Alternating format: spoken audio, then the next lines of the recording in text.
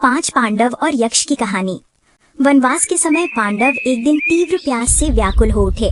द्रौपदी ने जल मांगा तो सबसे पहले नकुल जल लेने पास के एक सरोवर पर गया, पर बहुत देर बीत जाने पर भी वो वापस न लौटा।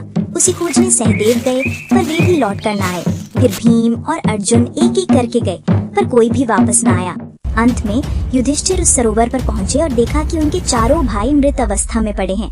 तभी एक यक्ष वहाँ प्रकट हुआ और बोला, मैंने उन्हें चेतावनी दी थी कि मेरे प्रश्नों का उत्तर दिए बिना यदि वे जल पिएंगे तो प्राण चले जाएंगे, पर उन्होंने मेरी बात की अवहेलना कर जल पिया, इसलिए उन्हें ये दंड मिला। युधिष्ठिर बोले, मैं आपके सभी प्रश्नों का उत्तर दूंगा, लेकिन कृपया मेरे भाइयों को जीवित कर दीजिए। यक्ष ने एक के बाद एक प्रश्न पूछने शुरू किए और युधिष्ठिर शांत भाव से सबके उत्तर देते गए। यक्ष, कौन वास्तव में सुखी है? युधिष्ठिर, जो अपने घर में साधारण साग पत्ती खाकर भी ऋण मुक्त रहता है, वही वास्तव में सुखी है। यक्ष, मनुष्य का सच्चा मित्र कौन है?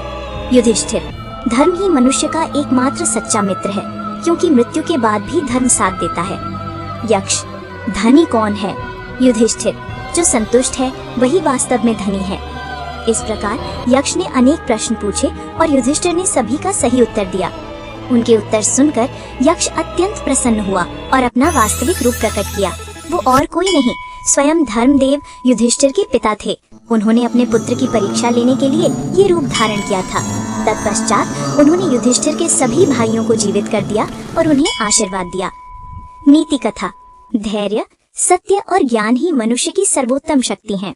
अगर आपको हमारी वीडियो और कहानियाँ पसंद आती हैं, तो कृपया चैनल को सब्सक्राइब करें और हमें समर्थन करें।